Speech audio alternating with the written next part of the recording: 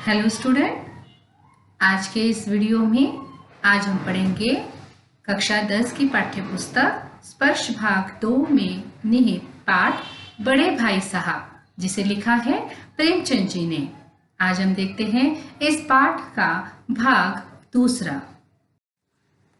पाठ के आज के भाग को पढ़ने से पहले हम एक बार फिर से दोहराते हैं कि पाठ के भाग 1 के वीडियो में हमने किन किन बातों को जाना था। जैसा कि आप जानते हैं कि हमने देखा था प्रेमचंद जी का परिचय, कि किस तरह से उन्होंने 300 से भी ज़्यादा कहानियाँ लिखी हैं और कई सारे उपन्यास उन्होंने लिखे हैं, जिसके कारण उन्हें कहानी सम्राट और उपन्यास सम्राट कहा जाता है। उनके द्वारा लिखी गई बड़े भाई साहब, इस कहानी को हम पढ़ रहे थे। इस कहानी की शुरुआत में हमने जाना कि इस कहानी में 2 भाई हैं, एक बड़ा भाई और एक छोटा भाई। बड़े भाई की शिक्षा के प्रति उनकी सोच क्या है कि तालीम जैसे मामले में वो कोई जल्दबाजी नहीं करना चाहते, इसलिए बार बार एक ही कक्षा में फेल होने के वजह को उन्होंने ये कहा कि वह अपनी शिक्षा की नींव मजबूत कर रहे हैं। साथ ही साथ बड़े भाई की छोटे भाई की पढ़ाई को लेकर चिंता को हमने देखा, किस तरीके से उनकी पढ़ाई को लेकर वो परेशान होते हैं और ज़रूरत पड़ने पर उनको समझाते भी हैं। इसके विपरीत छोटा भाई पढ़ाई से ज़्यादा खेलकूद में ध्यान देता है। एक भाई पढ़ाई में असफल होने के बावजूद भी पढ़ाई का साथ नहीं छोड़ रहा है और दूसरा भाई है कि पढ़ाई से दूर दूर भागता है, जिसकी वजह से एक बड़े भाई होने के नाते अपने छोटे भाई के भविष्य की चिंता में बड़े भाई हमेशा उसको गुस्सा करते और कभी कभी समझाते। और भाई के गुस्से से डरकर छोटे भाई ने टाइम टेबल बनाता है। टाइम टेबल बना तो लेता है परंतु उसका पालन नहीं कर पाता, क्योंकि खेल के प्रति अपनी रुचि को, आकर्षण को वह रोक नहीं पाता है। चलिए आगे देखते हैं इस पाठ में क्या हुआ। देखते ही देखते साल बीत गया और सालाना इम्तिहान भी हुआ। सालाना इम्तिहान यानी वार्षिक परीक्षा। और इस परीक्षा में फिर एक बार वही हुआ जो पिछले कई सालों से होता आ रहा था। भाई साहब फेल हो गए और लेखक पास हो गए। पास क्या, अपनी दर्जे में अर्थात अपनी कक्षा में प्रथम भी आए। अब छोटा भाई ये सोचने लगा कि अब तो मेरे और उनके बीच केवल 2 साल का अंतर रह गया, मतलब 2 ही कक्षा का अंतर था। जब पाठ शुरू हुआ तब हमें पता चला था कि दोनों के बीच सिर्फ 3 कक्षा का ही अंतर था, अब 2 साल का अंतर रह गया। छोटे भाई के जी में अर्थात मन में आया कि भाई साहब को आड़े हाथे लूं। आड़े हाथों लेना यानी कुछ खरी खोटी सुना दूं और कहूं कि आपकी वह घोर तपस्या कहाँ गई। मुझे देखिए, मजे से खेलता भी रहा और दर्जे में अव्वल भी आया। और आप तो बार बार मुझे खेलने के लिए डांटते थे, पढ़ने के लिए कहते थे, आप तो 24 घंटे पढ़ाई करते थे। और नतीजा क्या हुआ, आप परीक्षा में फेल हो गए और मैं मजे से खेलते कूदते कक्षा में अव्वल यानी कि प्रथम भी आया। लेकिन अपने बड़े भाई का दुखी और उदास चेहरा देखकर लेखक को उनके प्रति हमदर्दी अर्थात सहानुभूति हुई। है तो वह उनके बड़े भाई और इस तरीके से उन्हें कुछ चुभने वाली बातें कहना अच्छा तो नहीं लगता। इसलिए लेखक ने सोचा कि उनके घाव पर नमक छिड़कने का, यानी कि पहले ही वह उदास है और अगर मैं कुछ और बोलूँगा तो वह और उदास हो जाएंगे, तो ऐसा विचार भी मेरे लिए लज्जास्पद होना यानी शर्मनाक होना जान पड़ा। हाँ, लेकिन अब लेखक ये सोचता है कि उसे अपने ऊपर कुछ अभिमान हुआ और उसका आत्मसम्मान भी बढ़ा। बिना कुछ कहे भी उसने यह बात बड़े भाई को समझा दी कि देखिए, आप मुझे पढ़ने के लिए कह रहे थे, लेकिन मैं तो पढ़ूं या न पढ़ूं, मैं पास हो ही जाऊंगा। और इसकी वजह से उसका अभिमान बढ़ा और साथ साथ अपने आप को बहुत ज़्यादा होशियार वो समझने लगा, जिसके कारण उसके बर्ताव में धीरे धीरे परिवर्तन आने लगा। अब पहले जैसा भाई साहब का रौब अर्थात डर उस पर नहीं रहा। अब वो आराम से, मजे से, आजादी से खेल कूद में शरीक होने लगा। शरीक होना, शामिल होना।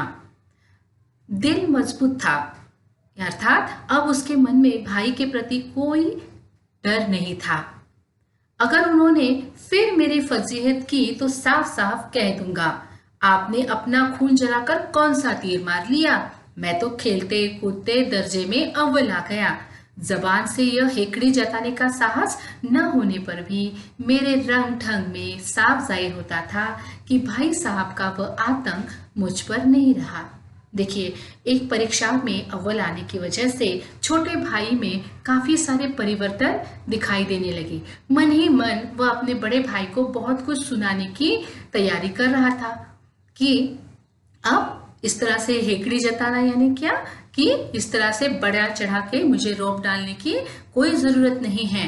अब उसके रंग ढंग, उसका बदला बदला व्यवहार ही ये जाहिर कर रहा था बड़े भाई के सामने कि अब उसके मन में बड़े भाई साहब के प्रति कोई आतंक नहीं है। छोटे भाई में आए बदलावों को भाई साहब ने अच्छे से भाप लिया अर्थात समझ लिया। उनकी सहज बुद्धि बड़ी तीव्र थी। वो देख रहे थे कि एक परीक्षा पास होने के बाद छोटे भाई में किस तरीके से बदलाव आया है और वह पढ़ाई से और भी ज्यादा दूर हो गया और सारा समय खेलने के लिए बिता रहा था। और एक बड़ा भाई होने के नाते अपने छोटे भाई को इस तरीके से पढ़ाई को लेकर लापरवाह होते देखकर वो चुप नहीं रह सकते। अपने असफल होने का, फेल होने के दुख को उन्होंने बाजू में रखा और एक दिन जब छोटा भाई सुबह का सारा समय गुल्ली डंडा खेलकर भोजन के समय हॉस्टल के कमरे में लौटा तो भाई साहब ने मानो तलवार खींच ली, अर्थात उन्होंने आज तय कर लिया था कि आज छोटे भाई को अच्छी खरी खोटी सुनाएंगे। जैसे ही छोटा भाई कमरे में आया वे उस पर टूट पड़े और उन्होंने कहा, इस साल पास हो गए हो और दर्जे में अव्वल आ गए तो तुम्हें दिमाग हो गया है, मगर भाईजान घमंड तो बड़े बड़े का नहीं रहा। तुम्हारी क्या हस्ती अर्थात तुम्हारी क्या अहमियत, क्योंकि तुम्हें एक परीक्षा पास करने पर इतना घमंड आ गया, लेकिन तुम्हें नहीं पता कि घमंड करने वाले किसी भी व्यक्ति की हस्ती ज्यादा दिन नहीं टिकती। इतिहास पढ़ते हो ना, इतिहास में तुमने रावण का इतिहास भी पढ़ा होगा, देखा नहीं घमंड करने पर रावण का क्या हाल हुआ। उसके चरित्र को पढ़कर तुम्हें कोई संदेश नहीं लिया, कुछ सीख नहीं ली, क्या यूं ही पढ़ गए? महज इम्तिहान पास कर लेना कोई चीज नहीं, असल चीज है बुद्धि का विकास। यहाँ बड़े भाई साहब ये समझा रहे हैं कि परीक्षा पास करना इतना महत्वपूर्ण नहीं है। परीक्षा तो आप कोई भी व्यक्ति पास कर लेगा, परंतु महत्व की चीज है कि आपके बुद्धि का, आपके ज्ञान का क्या विकास हुआ है, आप में शिक्षा लेने के बाद क्या बदलाव आया है।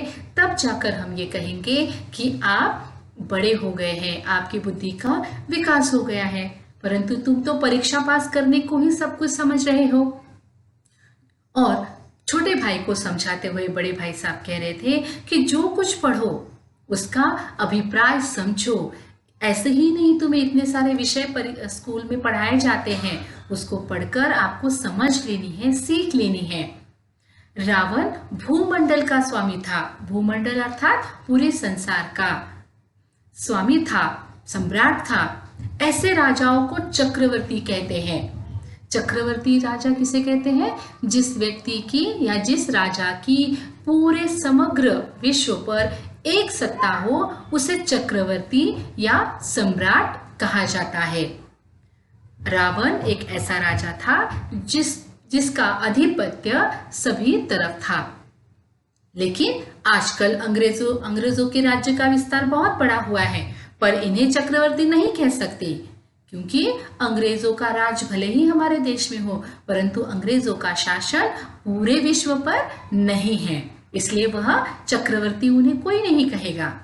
संसार में अनेक राष्ट्र अंग्रेजों का आधिपत्य यानी उनकी गुलामी, उनकी हुकूमत स्वीकार नहीं करते हैं। बिल्कुल स्वाधीन है, बिल्कुल स्वतंत्र है। रावण चक्रवर्ती राजा था। संसार के सभी महीप अर्थात राजा उसे जी हुजूरी करते थे, उसको मान देते थे। बड़े बड़े देवता उसकी गुलामी करते थे।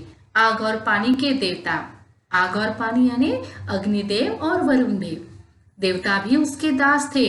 मगर उसका अंत क्या हुआ? घमंड ने उसका नामो निशान तक मिटा दिया। नामो निशान तक मिटा देना, अस्तित्व नष्ट कर देना, क्योंकि उसे इस बात का घमंड हो गया। और परिणाम क्या हुआ कि राम के हाथों उसका वध हो गया। कोई उसे एक चुल्लू भर पानी देने वाला भी नहीं बचा। आदमी और जो कुकर्म करता है, अभिमान करता है, और इसीलिए उसका अभिमान नष्ट हो जाता है। इसलिए व्यक्ति को कि अपने कार्य पर अभिमान नहीं करना चाहिए। अभिमान किया तो दीन दुनिया दोनों से वह चला गया। इस प्रकार की बात कहने का अर्थ यही था कि वह अपने छोटे भाई को ये समझाए कि तुम इतनी सी परीक्षा पास करके यूं अभिमानी की तरह अगर बिना पढ़े घूमते रहोगे, खेलते रहोगे, तो तुम्हारी शिक्षा की नींव मजबूत नहीं पड़ेगी। अपने छोटे भाई को समझाते समझाते पहले रावण का उदाहरण और रावण का क्या परिणाम हुआ ये बताने के साथ साथ एक और उदाहरण उन्होंने दिया है शैतान का। वो कहते हैं शैतान का हाथ भी पड़ा ही होगा, उसे भी अभिमान हुआ था। ईश्वर का उससे बढ़कर सच्चा भक्त कोई है ही नहीं, ऐसा उसे लगने लगा था। और अंत में क्या हुआ? स्वर्ग से नर्क में ढकेल दिया गया। शाहेरूम ने भी एक बार अहंकार किया था, घमंड किया था, लेकिन अंत क्या हुआ? भीख मांग मांग कर मर गया। और तुमने तो केवल एक दर्जा, एक कक्षा ही तो पास की है, और अभी से तुम्हारा सर फिर गया है। तब तो तुम आगे पढ़ चुके। अगर इसी तरह से घमंड करने लगोगे तो जीवन में कभी भी आगे मुकाम पर नहीं पहुंच पाओगे। और ये क्या, यह समझ लो कि तुम अपनी मेहनत से पास नहीं हुए हो, क्योंकि मेहनत तो तुमने की ही नहीं है। तुम तो थोड़ा सा ही पढ़ते थे, लेकिन क्या हो गया कि अंधे के हाथ बटेर लग गई। इसका अर्थ क्या हुआ कि अयोग्य व्यक्ति को उसकी योग्यता से कई अधिक मिलना, कुछ मिल जाना, उसे कहते हैं अंधे के हाथ बटेर लगना। तुम तो कक्षा में अव्वल आने के योग्य तो हो ही नहीं, पर ये क्या हो गया कि अंधे के हाथ बटेर लग गई। तुम गलती से, और या फिर यूं कहो कि तुम्हारे नसीब से तुम कक्षा में पहले आ गए। मगर बटेर केवल एक बार हाथ लग सकती है, बार बार नहीं लग सकती। मतलब नसीब ये केवल एक बार साथ देता है, बार बार नसीब के भरोसे हम चल नहीं सकते। कभी कभी गुल्ली डंडे में भी अंधा चोट निशाना पड़ जाता है। खेल का उदाहरण वो दे रहे हैं। अंधा चोट निशाना पड़ जाए यानी कि आप सही जगह पर निशाना लगना, लेकिन गलती से आप वो बार बार नहीं कर सकते। आज पहली बार गलती से आपका निशाना सही लग गया, इसका मतलब ये नहीं है कि आप उस खेल के सफल खिलाड़ी हैं। लेखक के अनुसार अर्थात बड़े भाई साहब के अनुसार सफल खिलाड़ी वो व्यक्ति होता है जिसका कोई निशाना खाली न जाए, उसका कोई दाव कभी न चुके, वही सफल खिलाड़ी होता है। अगर किसी का एक तुक्का सही लग जाए इसका मतलब वो उस खेल का माहिर खिलाड़ी है, ऐसा नहीं है। इस प्रकार से इतने अलग अलग उदाहरण देकर वह अपने छोटे भाई को यही समझाने की कोशिश कर रहे हैं कि तुम्हें अपनी पढ़ाई की तरफ ध्यान देना है। अपने छोटे भाई को समझाने का बड़े भाई का सिलसिला आगे भी जारी रहता है। अब यहाँ पर बड़े भाई साहब छोटे भाई को ये समझा रहे हैं कि जिस कक्षा में मैं पढ़ता हूँ उस कक्षा की पढ़ाई बहुत मुश्किल है, और यही वजह है कि मैं बार बार फेल हो रहा हूँ। इसलिए वो कहते हैं मेरे फेल होने पर मत जाओ, जब तुम मेरे दर्जे में आओगे तो तुम्हें पता चलेगा कि इस कक्षा की पढ़ाई कितनी मुश्किल है। तुम्हारे तो दांतों पसीना आ जाएगा, अर्थात तुम्हें पता चलेगा कि मेहनत क्या है, कितनी कठिन मेहनत यहाँ पर करनी पड़ती है। जब तुम्हारा पाला अलजेब्रा, ज्योमेट्री जैसे विषयों से पढ़ेगा तब तुम समझोगे कि अलजेब्रा और ज्योमेट्री की पढ़ाई करना मतलब लोहे के चने चबाने जैसा काम है, मतलब कठिन काम है। और तो और तुम्हें क्या पढ़ना पड़ेगा? इंग्लिस्तान का इतिहास पढ़ना पड़ेगा। और तो और कई बादशाहों के नाम याद रखने पड़ेंगे। ये कोई आसान काम थोड़ी है। यहाँ तो 8 हेनरी हो गुजरे हैं। कौन सा कांड यानी कि कौन सा कार्य किस हेनरी के समय में हुआ, क्या यह याद करना इतना आसान समझते हो? हेनरी 1 ने क्या किया, हेनरी 2 ने क्या किया, हेनरी 7 ने क्या किया और हेनरी 8 ने क्या किया, ये सब पढ़ना और पढ़ने के साथ साथ याद रखना इतना आसान नहीं है। अगर समझो हेनरी 7वें की जगह हेनरी 8वां लिख दिया और परीक्षा में, तो क्या होगा? तुम्हारे उस प्रश्न के सारे नंबर गायब, सफाचट यानी कि बिल्कुल खत्म, क्योंकि तुमने नाम ही गलत लिखा है। और सिफर, सिफर अर्थात शून्य, एक जीरो भी तुम्हें नहीं मिलेगा। हो किस ख्याल में? दर्जनों तो यहाँ जेम्स हुए हैं, दर्जनों विलियम, कोड़ियों चार्ल्स, यानी कि यहाँ पर बड़े भाई साहब इंग्लिस्तान के इतिहास की, अंग्रेजों के या विदेशी इतिहास का व्यंग उड़ा रहे हैं कि कैसे लोग हैं, इनके पास तो नामों की भी कमी है। एक ही नाम को बार बार उन्होंने दोहराया है, Henry 1, Henry 2, William 1, William 2, Charles पहला, चार्ल्स दूसरा। क्या इनके पास नाम नहीं है? ये पहला दूसरा लगाने की क्या जरूरत है? और इसी वजह से इतिहास जैसे विषय पढ़ना मतलब दिमाग को चक्कर खाने लगता है, एक आंधी रोग हो जाता है। यानी कि एक ही चीज को हम देखने के कारण जब हम वही चीज हमारे आंखों के सामने घूमती है तो उसे कहते हैं आंधी रोग। तो यहाँ पर व्यंग्य करते हुए बड़े भाई कह रहे हैं कि इन अभागों को, ये इतिहासकारों को तो नाम भी नहीं मिले, एक ही नाम के पीछे दोयम यानी कि दूसरा, सोयम यानी कि चौथा, चारू, पंचू लगाते चले गए। अगर मुझसे पूछते तो 10 लाख नाम बता देते और हमारे लिए पढ़ने में भी आसानी हो जाएगी। यहाँ पर ये बात समझना चाहिए कि बड़े भाई साहब की ये सारी बातें वर्तमान शिक्षा व्यवस्था पर व्यंग्य कर रही हैं। बड़े भाई साहब यहाँ पर ये बताने की कोशिश कर रहे हैं कि शिक्षा के नाम पर यहाँ पर जिस तरीके की चीज़ें पढ़ाई जा रही हैं वो सर्वसामान्य विद्यार्थियों के लिए कितनी मुश्किल हो पड़ती है, यही बताने का प्रयास किया है। इतिहास विषय के बाद अब बड़े भाई साहब यहाँ पर ज्योमेट्री अर्थात गणित विषय की बात यहाँ पर कर रहे हैं। उनका ये मानना है कि जिस तरीके से यहाँ पर ये पढ़ाया जा रहा है वो पढ़ाने का ये सारी चीजें गणितीय सूत्रों से संभव है। जैसे अ ब ज की जगह अ ज ब लिख दिया तो हमारे नंबर काट दिए जाते हैं। यानी कि गणितीय सूत्रों को याद करो, उसी के हिसाब से लिखो, जैसा है वैसा लिखो। अगर उसमें हम जरा सा भी बदलाव करते हैं तो कोई निर्दयी ममताहीनो, निर्दयी यानी जिनके दिल में कोई ममता नहीं है, ऐसे दया नहीं है, ऐसे व्यक्ति, और ममताहीनो अर्थात परीक्षक, हमारे परीक्षा के जो परीक्षक है ये हमें अंक ही नहीं देते हैं अगर हम जरा सा उसमें गलती कर देते हैं तो। और इतना सब कुछ पढ़ के करना क्या है? बड़े भाई साहब के अनुसार ये गणित पढ़ना, इतिहास पढ़ना, ये सारे विषय क्या है? व्यर्थ की बात है। हालांकि ये सिर्फ बड़े भाई के विचार हैं। आपको क्या लगता है कि क्या सच में ये सारे विषय हमारे लिए व्यर्थ हैं? बड़े भाई साहब के अनुसार ये सारे विषयों की पढ़ाई से क्या होता है? ये सारे शिक्षाकर्मी छात्रों का खून करते हैं, क्योंकि ऐसा ही चाहिए, ऐसा ही लिखो। अगर हमने उसमें थोड़ा बदलाव किया तो क्या फर्क पड़ता है? यदि दाल भात रोटी खाई या भात दाल रोटी खाई, इसमें क्या रखा है? मगर इन परीक्षकों को क्या परवाह, वह तो वही देखते हैं जो पुस्तकों में लिखा है। उनको तो वही चाहिए कि विद्यार्थी पुस्तक में लिखी हुई एक एक अक्षर रट डाले और जैसा पुस्तकों में है वैसा लिखे।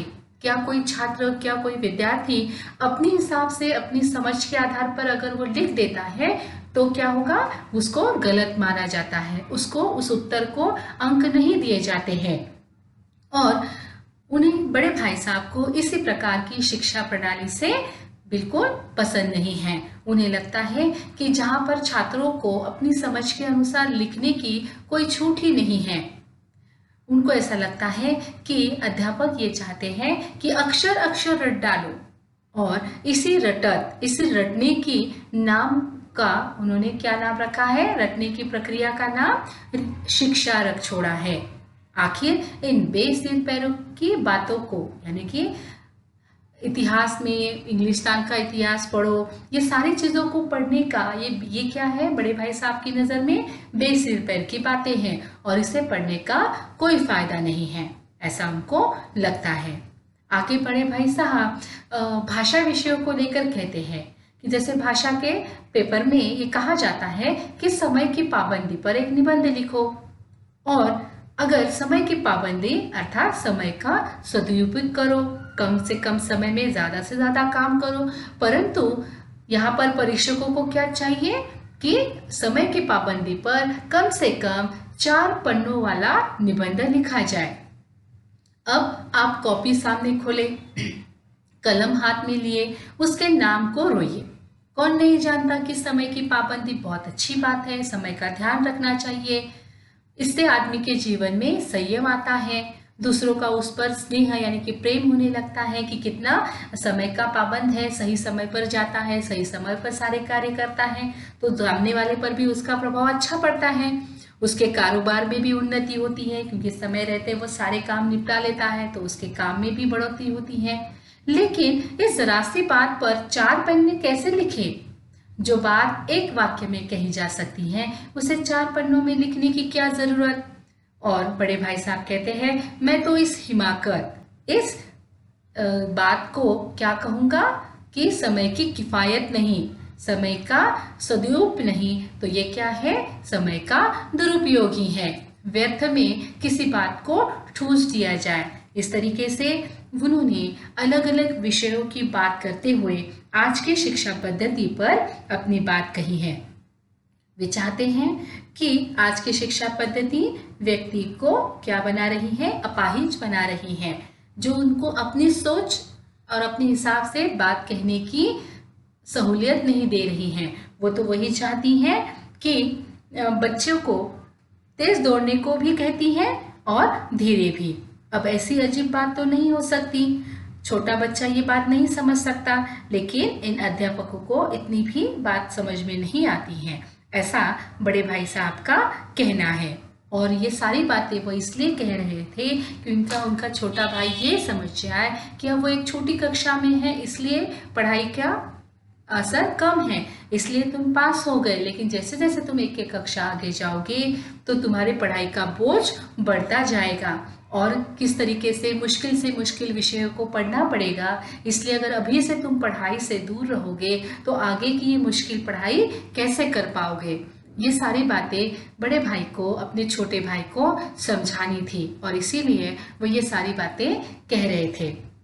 तो आज के इस भाग में हम इतना ही पढ़ेंगे कि किस प्रकार से बड़े भाई ने छोटे भाई को समझाते हुए विषय की, अलग अलग विषयों की गहराई को समझाया, साथ ही साथ आज की शिक्षा पद्धति में कैसे बदलाव आया है ये भी समझाने का काम किया है। आशा करती हूँ आज के इस वीडियो से पाठ के इस अंश को आपने अच्छे से समझ लिया होगा। अब अगले वीडियो में पाठ का अगला अंश देखेंगे। तब तक के लिए धन्यवाद।